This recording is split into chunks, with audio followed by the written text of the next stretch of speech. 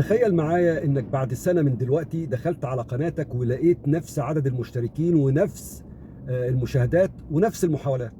ساعتها هتقول لنفسك ايه؟ هتقول يمكن المشكلة في اليوتيوب. ولو هتسأل نفسك السؤال الأصعب تقول يمكن أنا اللي كنت بعمل حاجة غلط. الحقيقة المؤلمة بقى إن الفرق بين قناة نجحت وقناة فشلت لا الذكاء ولا المعدات ولا حتى الوقت. الفرق إن ناس فهمت سر صغير وغيرت طريقة تفكيرها وطريقة لعبها. والنهاردة هقول لك الأسرار دي، بس خلي بالك أنت ممكن تكتشف إنك كنت بتضيع مجهودك في الاتجاه الغلط. السؤال بقى، أنت مستعد تعرف الحقيقة حتى لو هتكتشف إنك كنت غلط؟ يلا بينا. بس قبل ما نبدأ تعالوا نشوفوا تعليقات حضراتكم القيمة والجميلة بتاعت الفيديو اللي فات، نشوفها ونشوف لوجو قنوات اللي قالوا الإجابات وردوا عليها ونرجع للفيديو بتاعنا. معايا قناة الكلام الجميل يوتيوبر أحمد قال مساء الخير يا برنس. مساء الفل. يوتيوبر أحمد بيقول هو فخر العرب محمد صلاح. تحياتي لك يا برنس وآل البيت الكبير. تحياتي ليك يوتيوبر أحمد. فخر العرب، احنا كلنا عارفين المعلومة دي يا يوتيوبر أحمد. احنا اتعلمنا ايه من قصة نجاح محمد صلاح والأسئلة اللي قلناها فين الرد عليها؟ عندي قناة نصائح عامة، يوتيوبر نصائح عامة ست الكل، قالت طبعا كلنا عارفين قصة كفاح محمد صلاح وهو الإصرار. حضرتك طرحت أسئلة مهمة، طبعا هجاوب بنعم أو لا عشان ما أطولش عليكم، ربي يعزك. السؤال الأول، هل الشغف ممكن يعوض قلة الإمكانيات؟ قالت نعم. السؤال الثاني، لو أنت كنت مكانه كنت هتكمل ولا كنت هتستسلم؟ قالت عن نفسي كنت هكمل. السؤال الثالث، ايه الاهم الموهبه ولا الاجتهاد؟ قالت الاجتهاد. السؤال الرابع، هي الفرصه بتيجي بالحظ ولا للمستعدين؟ قالت اكيد للمستعدين. السؤال الخامس، انت ممكن تخاطر عشان حلمك؟ قالت اكيد. السؤال السادس، لما تفشل تقف ولا تتعلم من الفشل؟ قالت اتعلم من الفشل. السؤال الرابع، هو النجاح لحظه؟ قالت رحله طويله. طبعا هو يعني كان السؤال هو النجاح لحظه ولا رحله طويله؟ قالت طبعا رحله طويله. طبعا عندي السؤال الثامن، قالت هو النجاح الحقيقي انك تنجح ولا تساعد غيرك؟ قالت الاثنين.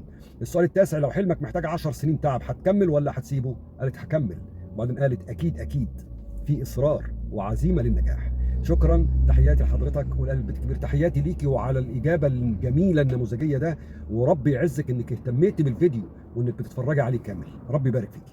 عندي قناه سهام من قلب الجزائر، يوتيوبر سهام برنسيسة الجزائر، قالت النجم بطل كرة القدم محمد صلاح ما شاء الله. قالت التوكل على الله ثم الثقة بالنفس والإصرار والتحدي والصبر هم مفاتيح النجاح. الإجابة، الشغف بيعوض قلة الإمكانيات. نعم أكيد أكمل للوصول لحلمي، الأهم الموهبة والاجتهاد معا. الفرصة بتيجي حظ وبتيجي للمستعدين. ممكن أخاطر علشان حلمي، الفشل مش نهاية الحلم، لازم نكمل. النجاح لحظات ورحلة طويلة، النجاح الحقيقي أنجح وساعد غيري. هكمل حلمي لآخر المشوار مع الإصرار إن شاء الله. أحسنت النشر، أطيب خلق الله. محتوى قناتك فوزير عم محروس حول العالم، الفوزيرية بكرة إن شاء الله مفيدة للجميع. ربنا يعزك، عندك حق الإلحاح في الدعاء بغير القدر، إن شاء الله للأحسن وبالتوفيق. برنس بيت العيلة الكبير، ربنا يبارك فيكي يوتيوبر سهام برنسيسة الجزائر وعلى الإجابة القيمة دي. أنت ونصائح عامة، وفي جاية الأستاذة لبنى وجاية يوتيوبر أم عبده كروشيه، بسم الله ما شاء الله عليكم. عندي قناه لبنى عبد العزيز، يوتيوبر لبنى برنسيسة الدراما، قالت اكيد هكمل علشان احقق شغفي، المخاطره مهمه جدا للوصول للحلم. قالت لا مش بقف وبتعلم من الفشل، النجاح طبعا مسيره طويله والنجاح مع مساعده الغير مهم جدا، ومهما كانت السكه طويله اكيد هكمل باذن الله وبالاراده. ومساء الفل والياسمين. اتمنى اللي بيتابعوا الفيديو ويسمعوا تعليقات اخواتهم اصحاب القنوات العظيمه دي يتعلموا من ردود الناس دي. عندي بعد كده قناه كروشيه ويوميات ام عبده، يوتيوبر ام عبده برنسيسة الكروشيه، قالت طبعا انا لو مكانه هواصل. الجواب الثاني طبعا الاجتهاد ثم الموهبه للنجاح، وطبعا الفرصه بتكون للمستعدين. المخاطره لازم لتحقيق الحلم، لازم تتعلم من الفشل عشان تنجح. اكيد النجاح رحله طويله لا تنتهي، النجاح الحقيقي انك تنجح وتساعد غيرك، لانه انت مريت بنفس الشيء. طبعا لازم تكمل حلمك للنهايه، وقالت الاصرار. تحياتي لحضرتك ولأهل البيت الكبير، وتحياتنا ليكي يا يوتيوبر ام عبده، وربنا يبارك فيكي على الاجابه القيمه دي. وبشكر كل اللي كان حريص انه يكمل الاجابات ويرد على الاسئله اللي في الفيديو، ده دليل على المتابعه الجيده. ربنا يعزكم، واتمنى من الباقيين الهدف انهم يتعلموا حاجه، وان شاء الله من الفيديو ده يتعلموا. يلا بينا نشوف لوجو القنوات اللي قالوا التعليقات القيمه دي، يلا بينا.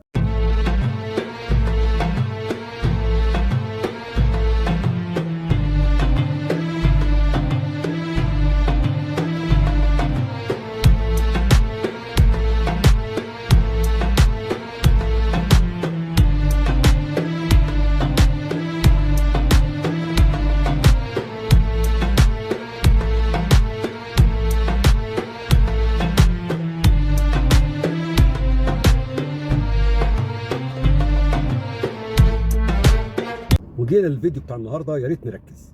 خليني اقول لك الحقيقه اللي محدش بيقولها الا من رحم ربي. النجاح على اليوتيوب مش للناس اللي عندها كاميرات غاليه، ولا للناس اللي عندها معدات، ولا حتى الناس اللي بدات بدري.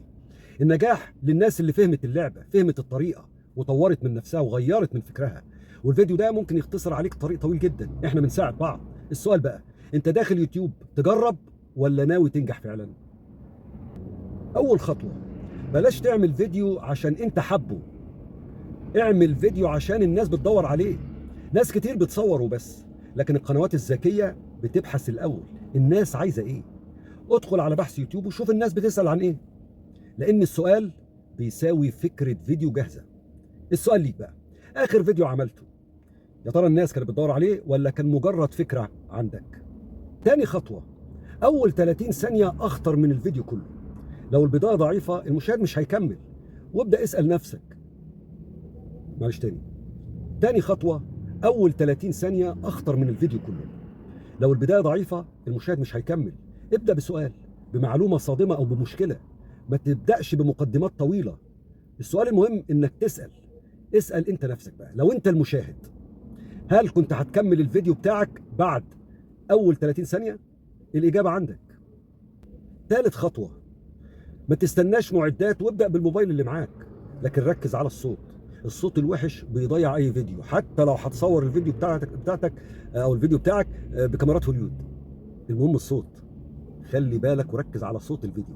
القنوات الناجحه بدات بامكانيات بسيطه جدا، وارجعوا لاي قناه ناجحه انتوا تعرفوها، ارجعوا لبدايتها في الفيديوهات ان كانت لسه مخليه الفيديوهات القديمه، هتشوفوا الفرق. بداوا بامكانيات بسيطه، ودلوقتي لما ربنا كرمهم طوروا وحسنوا. السؤال بقى، هو انت بتأجل البداية عشان الامكانيات ولا بدأت باللي معاك؟ رابع خطوة، اشرح ببساطة. ما تفترضش ان الناس او المشاهد فاهم. اشرح كأنك بتكلم حد اول مرة يعرف الموضوع، لان البساطة قوة. السؤال بقى، هو انت بتشرح عشان تبان انك فاهم ولا عشان الناس تفهم فعلا؟ خامس خطوة، ودي اتكلمنا فيها ياما جدا، راجعوا الفيديوهات القديمة وحتى على قناتي القديمة قبل القناة دي. العنوان والصورة المصغرة دول إعلان الفيديو. زي ما قلنا، المحل إيه اللي بيجذب حضرتك لمحل أو حضرتك؟ العنوان، اليافطة، الفاترينا. فالعنوان والصورة المصغرة دول زي فاترينة الفيديو، دول اللي بيجذبوا المشاهد. لو ضعاف محدش هيدخل حتى لو الفيديو جامد. السؤال بقى، هو عنوان فيديوهاتك بيخلي حد يضغط ويتفرج ولا مجرد وصف؟ سادس خطوة، ما تعملش فيديو وخلاص، خلي الناس تتابع تطورك. الناس بتحب القصص. سؤالنا، هو قناتك عبارة عن فيديوهات منفصلة ولا قصة بتكبر؟ أتمنى محدش يفهم يقول الله طب أنا بقدم طبخ، بقدم تحفيز، يعني قصص. المقصود إنك تغير طريقة التقديم بتاعت الفيديو بتاعتك. هنفترض إن حضرتك بتقدمي طبخ، بتعملي كيكة مثلا، احكي والله أنا أول مرة عملت فيها الكيكة حصل كذا ونسيت مقادير كذا. كأنك بتحكي قصة تشد المشاهد وأنت بتشتغلي وأنت بتقدمي المحتوى، والتحفيز هكذا. اتمنى تكون الفكره وصلت. اخر خطوه، بلاش نقيس النجاح بالمشاهدات وبس، قيسوه بالتطور. هو يا ترى كل فيديو احسن من اللي قبله؟ في تطور؟ انتوا راقبوا نفسكم. يا ترى اتعلمت حاجه جديده؟ السؤال بقى، يا ترى انت بتقارن نفسك بالناس ولا بتقارن نفسك بنسختك القديمه؟ جاوبوا وقولوا لي في التعليقات. في النهايه خليني اقول لك اهم حاجه، كل قناه كبيره بدات صغيره، والفرق الوحيد ان هم مكملين، في استمراريه، في اصرار، في تحدي. سؤالنا الاخير، انت يا ترى امتى هتبدا ولا لسه ما بداتش؟ ويا ترى لو ما بداتش ايه اللي انت مستنيه عشان تبدا؟ ابتدي وخلي عندك اراده وتحدي. طور نفسك، افهم السر الصغير والبسيط. بالبحث هتفهم الناس عايزه ايه، وهتعمل فيديوهات اللي الناس عايزاها مش اللي انت بتحبها. اكتب لي في التعليقات، اول هدف ليك على اليوتيوب ايه؟ 100 مشترك، 1000 مشترك، ولا الاحتراف؟ اشوفكم في فيديو تاني، والسلام عليكم ورحمة الله وبركاته.